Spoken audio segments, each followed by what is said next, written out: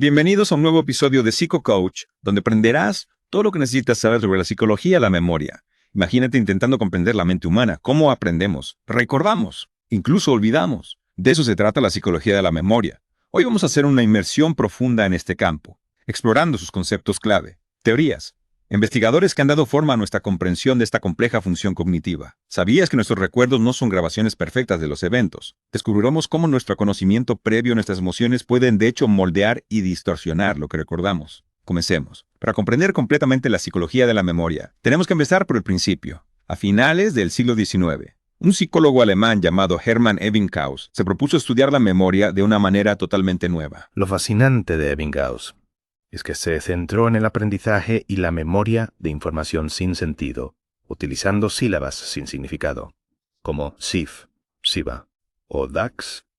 ¿Por qué usar sílabas sin sentido? Eres un poco extraño, ¿no? Tenía su lógica. Quería aislar el proceso de memorización pura, sin la influencia del significado o las asociaciones previas. Entiendo. Era como una especie de lienzo en blanco para la memoria. Exacto. Y a partir de sus experimentos con estas sílabas, Ebbinghaus hizo algunos descubrimientos realmente importantes. Descubrió, por ejemplo, la famosa curva del olvido. ¿Ah, sí? La curva del olvido. He oído hablar de ella. ¿Nos podrías refrescar la memoria sobre qué es exactamente? Claro, la curva del olvido muestra cómo la información se desvanece en nuestra memoria con el tiempo. Ebbinghaus descubrió que la mayor parte del olvido ocurre rápidamente, en las primeras horas y días después de aprender algo. Eso me suena familiar. A veces estudio algo intensamente. Y si no lo repaso, al día siguiente ya no recuerdo casi nada. Exactamente, ¿Eh? por eso. Uno de los aprendizajes clave de la curva del olvido es la importancia de la repetición espaciada para retener información a largo plazo. Repasar la información a intervalos estratégicos ayuda a combatir esa rápida caída inicial del recuerdo. Es decir, que no basta con estudiar una vez y ya está. Hay que repasar la información varias veces para que se fije en nuestra memoria. Correcto. Y Ebbinghaus también propuso 3 explicaciones principales para el olvido: la interferencia, el decaimiento y la fragmentación. La interferencia sugiere que el aprendizaje de nueva información puede interferir con la memoria de la información antigua. El decaimiento implica que la huella de memoria se debilita con el tiempo si no se usa. Y la fragmentación se refiere a que la memoria se descompone en partes, perdiendo detalles hasta que el recuerdo se vuelve incompleto. Qué interesante. Entonces, el olvido no solo se debe al paso del tiempo, sino también a la interacción con nueva información y a la forma en que nuestra memoria organiza los recuerdos. Exacto. El trabajo de Ebbinghaus sentó las bases para la investigación posterior sobre la memoria, y sus descubrimientos siguen siendo relevantes hoy en día. Es increíble cómo un estudio realizado hace más de un siglo sigue teniendo repercusiones en nuestra comprensión actual de la memoria. Sin duda. Y siguiendo la estela de Ebbinghaus, otros investigadores continuaron explorando los mecanismos de la memoria. A principios del siglo XX, las teorías del aprendizaje verbal tomaron protagonismo, influenciadas por el auge del conductismo. ¿En qué se diferenciaban estas teorías del enfoque de Ebbinghaus? Los teóricos del aprendizaje verbal, como McGeoch y Underwood, se centraron en el estudio de las asociaciones entre palabras y cómo estas asociaciones influyen en el aprendizaje y la memoria. Utilizaron mucho el paradigma de aprendizaje de pares asociados, en el que se presentan pares de palabras a los sujetos para que los memoricen. Es como un juego de memoria. Pues, se te presentan dos elementos, los memorizas y luego tienes que recordar cuál va con cuál. Exactamente. Y este paradigma permitió a los investigadores estudiar cómo se forman y se fortalecen las asociaciones entre palabras en nuestra memoria. ¿Y qué descubrieron exactamente? Bueno, uno de los debates más interesantes que surgieron a partir del paradigma de pares asociados fue el del estímulo funcional. La pregunta era, ¿qué era lo que realmente actuaba como clave para recordar la segunda palabra del par? Algunos investigadores creían que era la primera palabra la que servía de clave, mientras que otros argumentaban que era la posición serial de la palabra en la lista lo que importaba. Es decir, si se te presenta el par perro-gato, recordarías gato porque va asociado a perro o porque era la segunda palabra de la lista. Exacto. Este debate sobre el estímulo funcional nos muestra cómo los investigadores estaban tratando de desentrañar los mecanismos básicos de la memoria, buscando identificar qué elementos específicos actúan como disparadores para recordar la información. Tiene mucho sentido. Es como intentar encontrar el interruptor que activa un recuerdo específico en nuestra mente. Precisamente. Y aunque el debate del estímulo funcional no se resolvió de forma definitiva, sí que sentó las bases para investigaciones posteriores sobre cómo codificamos y recuperamos la información. Y mientras tanto, la teoría del decaimiento como principal explicación del olvido seguía vigente. No exactamente. A principios del siglo XX, dos psicólogos alemanes, Müller y Picheka, propusieron un nuevo concepto que desafiaba la idea del decaimiento como única causa del olvido, la interferencia retroactiva. Interferencia retroactiva, ¿qué significa eso? Básicamente, significa que el aprendizaje de nueva información puede interferir con el recuerdo de la información aprendida previamente. En otras palabras, lo nuevo que aprendemos puede eclipsar lo que ya sabíamos. Suena lógico. Es como si nuestra mente tuviera un espacio limitado para almacenar información, y la nueva información empujara a la vieja fuera de ese espacio. Exacto. Y esta idea de la interferencia retroactiva fue un punto de inflexión en la investigación de la memoria, ya que sugería que el olvido no era solo un proceso pasivo de desvanecimiento, sino que también estaba influenciado por la interacción entre diferentes recuerdos. Entonces, estábamos empezando a comprender que la memoria era un sistema más dinámico y complejo de lo que se pensaba inicialmente. Sí, y un experimento clave que apoyó la teoría de la interferencia fue el paradigma de Brown-Peterson, desarrollado en la década de 1950. ¿En qué consistía este paradigma? En este experimento, los sujetos tenían que recordar una secuencia de 3 letras, como Exshoku, pero inmediatamente después de la presentación de las letras, se les pedía que contaran hacia atrás de 3 en 3, durante un periodo de tiempo que variaba entre 3 y 18 segundos. Contar hacia atrás. ¿Para qué? Para evitar que los sujetos pudieran repasar mentalmente las letras que tenían que recordar. La idea era crear una interferencia que dificultara el recuerdo. Entiendo. ¿Y qué resultados obtuvieron? Lo sorprendente fue que, tras solo 18 segundos contando hacia atrás, los sujetos olvidaban casi por completo las letras. Esto sugería que la interferencia de la tarea de contar hacia atrás había bloqueado el acceso a la información de las letras. Qué interesante. ¿Y cómo se interpretaron estos resultados? Inicialmente, algunos investigadores interpretaron estos hallazgos como evidencia de que el decaimiento también jugaba un papel importante en el olvido a corto plazo. Pensaban que las letras se desvanecían en la memoria antes de que la interferencia pudiera afectarlas. Es decir, que la información se perdía por dos mecanismos, el decaimiento natural y la interferencia de otras tareas. Exacto. Sin embargo, investigaciones posteriores demostraron que la interferencia era el factor principal en el olvido a corto plazo, y que la teoría del decaimiento no era suficiente para explicar los resultados del paradigma de Brown-Peterson. Entonces, la idea de que el olvido a corto plazo se debe principalmente a la interferencia de nueva información se consolidó. ¿Sí? Y este descubrimiento, junto con otros avances en la investigación de la memoria, condujo a un cambio radical en la forma de entender cómo funciona la memoria. ¿A qué cambio te refieres? Me refiero a la aparición de los modelos multialmacén de la memoria, que propusieron la existencia de diferentes sistemas de memoria que interactúan entre sí. En la siguiente parte de nuestro Deep Dive, exploraremos estos modelos multialmacén. Estos modelos cambiaron por completo la forma en que entendíamos la memoria, dejando atrás la idea de un único almacén para toda la información. Sí, recuerdo que al final de la parte anterior mencionaste este cambio radical. ¿Podrías contarme más sobre estos modelos multialmacén? Suenan bastante complejos. Bueno, la idea básica es que la memoria no es un sistema monolítico, sino que está compuesta por diferentes almacenes o sistemas que procesan y almacenan la información de maneras distintas. Uno de los primeros modelos multialmacén fue propuesto por Donald Broadbent en 1958. ¿Cómo era el modelo de Broadbent? Broadbent concibió la memoria como un sistema de procesamiento de información similar a un ordenador con diferentes etapas o almacenes. Su modelo incluía 3 almacenes principales: el almacén sensorial, la memoria a corto plazo y la memoria a largo plazo.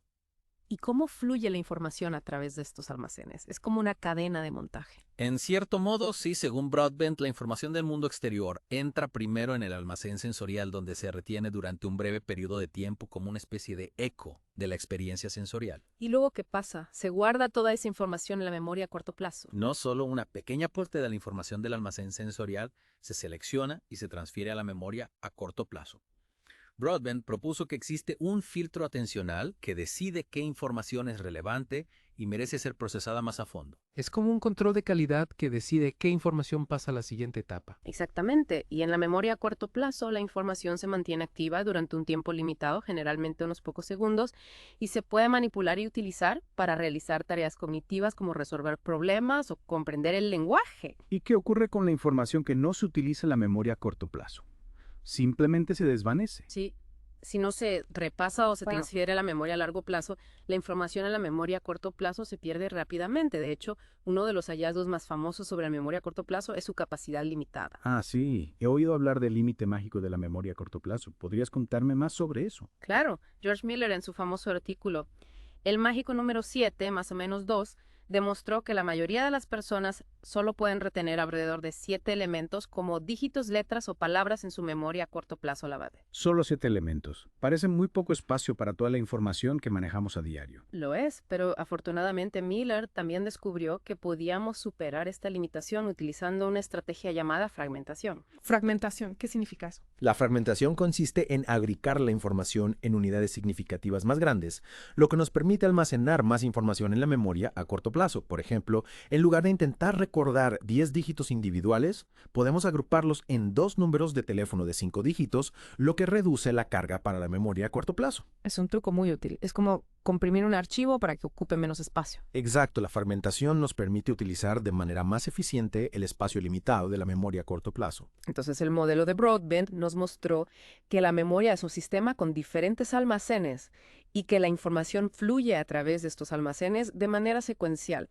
¿Qué otros modelos multialmacén surgieron después? Otro modelo importante fue el propuesto por Wah-Wee, Norman.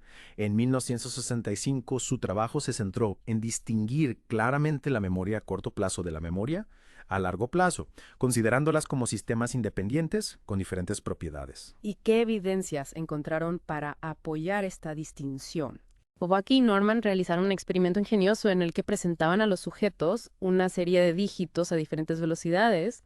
Lo que descubrieron fue que la cantidad de dígitos que los sujetos podían recordar dependía principalmente del número de dígitos que se presentaban después del dígito objetivo y no del tiempo transcurrido. Espera, no estoy seguro de entenderlo. ¿Podrías explicarlo con un ejemplo? Claro, imagina que te presento la siguiente secuencia de dígitos 749, 259, 1863 terina. Tu tarea es recordar el dígito que va después del 5, que es el 1. Si te presento esta secuencia, rápidamente es probable que puedas recordar el 1 sin problemas. Pero si te presento la secuencia lentamente con una pausa larga entre cada dígito, es más probable que olvides el 1, incluso si el tiempo total transcurrido es el mismo. ¿Y eso qué significa? ¿Por qué la velocidad de presentación afecta al recuerdo? Walk y Norman argumentaron que esto se debe a que los dígitos que se presentan después del dígito objetivo interfieren con su recuerdo. Cuanto más tiempo transcurra y cuantos más dígitos se presenten, mayor será la interferencia y más difícil será recordar el dígito objetivo. Es decir, que la interferencia es un factor clave en el olvido a corto plazo, como ya habíamos visto con el paradigma de Brown-Peterson. Exacto. Y este experimento de Wack y Norman proporcionó más evidencia a favor de la idea de que la memoria a corto plazo y la memoria a largo plazo son sistemas separados con diferentes mecanismos de funcionamiento. Es fascinante cómo los investigadores fueron desentrañando poco a poco los misterios de la memoria y qué pasó después con los modelos multialmacén. Bueno, el modelo multialmacén más influyente de todos fue el propuesto por Atkinson y Shiffrin en 1968. Este modelo, que se conoce como el modelo modal de la memoria, amplió los modelos anteriores, incluyendo un almacén sensorial con diferentes subregistros para cada sentido, una memoria a corto plazo con un componente principalmente auditivo-verbal y una memoria a largo plazo como almacén permanente de información. ¿Podrías describir con más detalle este modelo modal de Atkinson y Shiffrin? Parece que integraba muchas de las ideas que ya habíamos visto. Sí, de hecho, este modelo se convirtió en el modelo dominante de la memoria durante muchos años y todavía hoy se utiliza como marco de referencia para entender cómo funciona la memoria. Según este modelo, la información del mundo exterior entra primero en los registros sensoriales, donde se retiene durante un periodo muy breve del orden de milisegundos. ¿Y qué tipo de información se almacena en los registros sensoriales? Cada registro sensorial es específico para un sentido en particular. Por ejemplo, el registro icónico almacena información visual, el registro ecoico almacena información auditiva y así sucesivamente. Es como si cada sentido tuviera su propia sala de espera para la información. Exactamente. Y a partir de los registros sensoriales, la información relevante se transfiere a la memoria a corto plazo, donde se puede mantener activa durante un tiempo limitado mediante el repaso. ¿Y qué ocurre si la información no se repasa en la memoria a corto plazo? Si no se repasa la información en la memoria a corto plazo, se pierde rápidamente, como ya hayamos visto. Pero si se repasa lo suficiente, la información puede transferirse a la memoria a largo plazo, donde se almacena de forma más permanente. Entonces la memoria a largo plazo es como un gran almacén donde se guarda toda la información que hemos aprendido a lo largo de nuestra vida. Así es, la memoria a largo plazo es un almacén de capacidad prácticamente ilimitada, que contiene nuestro conocimiento del mundo, nuestras experiencias personales, nuestras habilidades y nuestros hábitos. Es increíble pensar en la cantidad de información que puede almacenar nuestra memoria a largo plazo. Y hablando de la memoria a largo plazo, ¿qué sabemos sobre cómo se organiza y se recupera la información en este almacén? Esa es una gran pregunta y una que ha fascinado a los investigadores durante décadas. En la siguiente parte de nuestro Deep Dive, exploraremos los diferentes tipos de memoria a largo plazo, así como los procesos de codificación y recuperación de información. Continuando con nuestra inmersión en la memoria a largo plazo.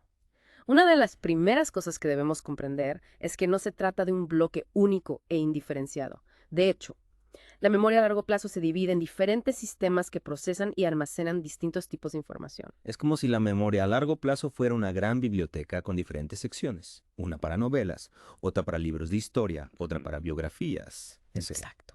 Una distinción fundamental en la memoria a largo plazo es entre la memoria declarativa y la memoria no declarativa. ¿En qué se diferencian estos dos tipos de memoria? Los nombres suenan un poco técnicos. Bueno, la memoria declarativa, también llamada explícita, es aquella que podemos expresar verbalmente o de forma consciente, incluye nuestro conocimiento del mundo, los hechos, los eventos y las experiencias personales que podamos recordar y describir. Es la memoria que nos permite recordar la capital de Francia, el argumento de una película o lo que cenamos ayer.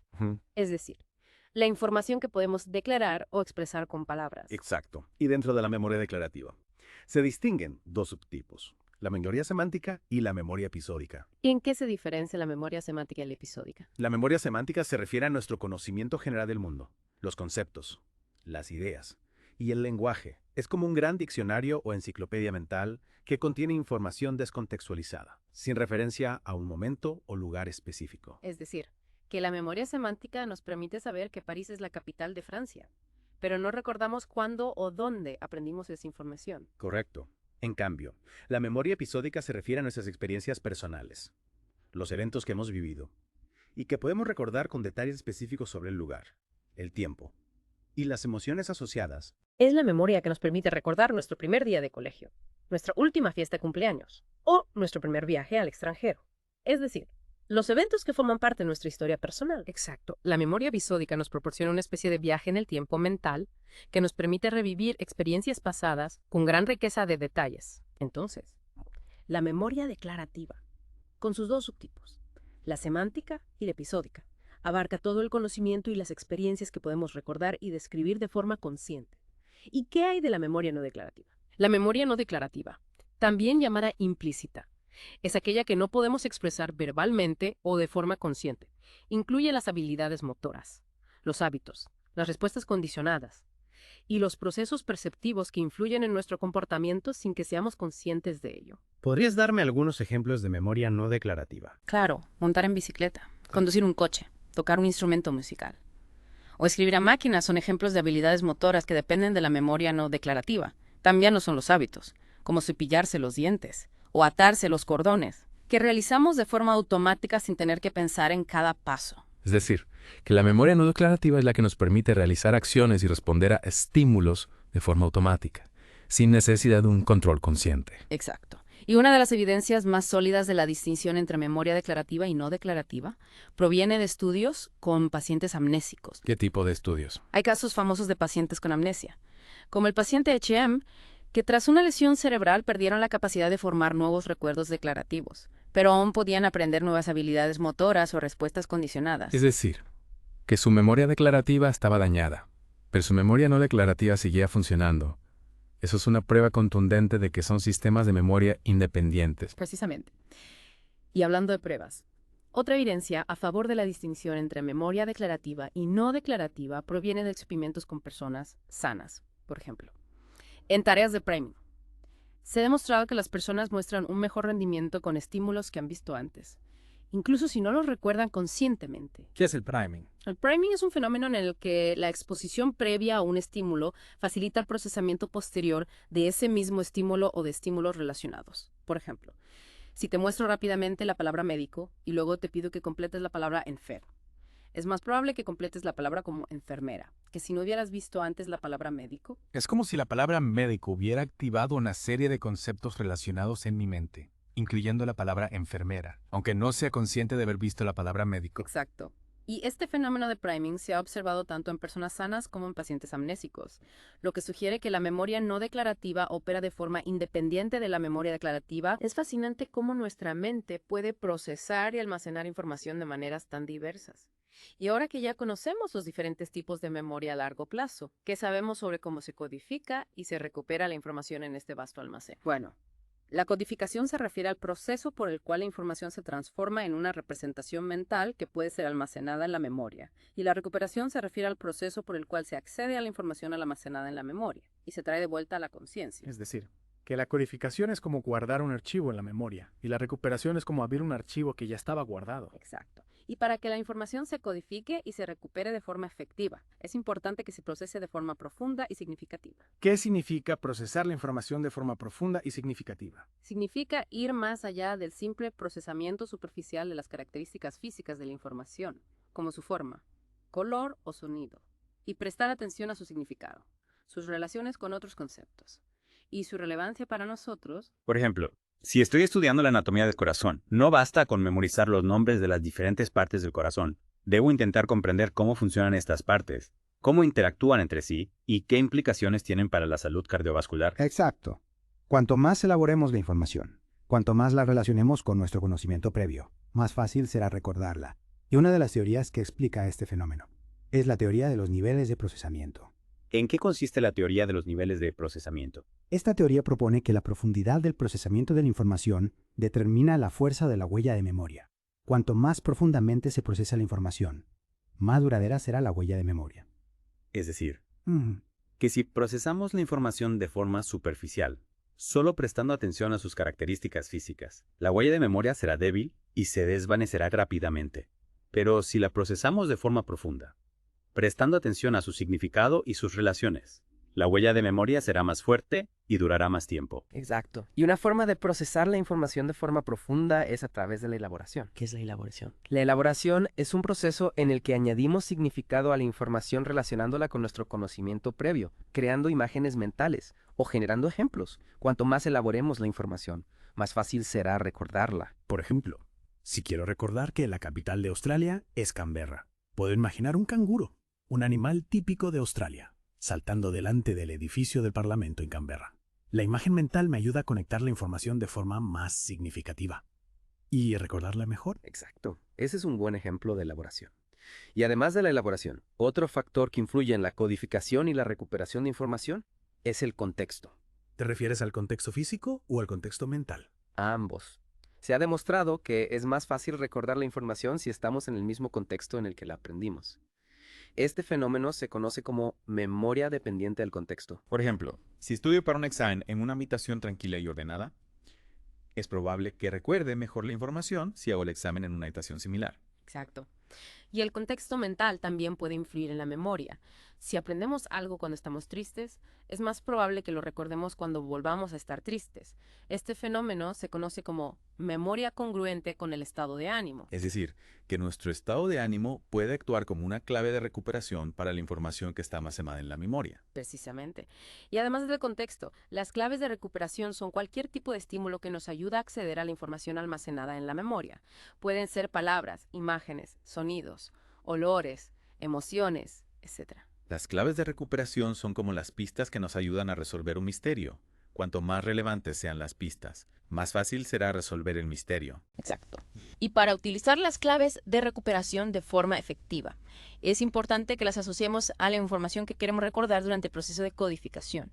Por ejemplo, si quiero recordar que la capital de Australia es Canberra, puedo crear una clave de recuperación como canguro saltando y asociarla a la palabra Canberra. De esta manera, cuando quiera recordar la capital de Australia, puedo pensar en la clave canguro saltando. Y eso me ayudará a recuperar la palabra Canberra. Es un truco muy útil. Es como dejar un rastro de migas de pan para poder encontrar el camino de web. Precisamente. Y para terminar nuestra inmersión en la memoria, es importante recordar que la memoria no es un sistema perfecto.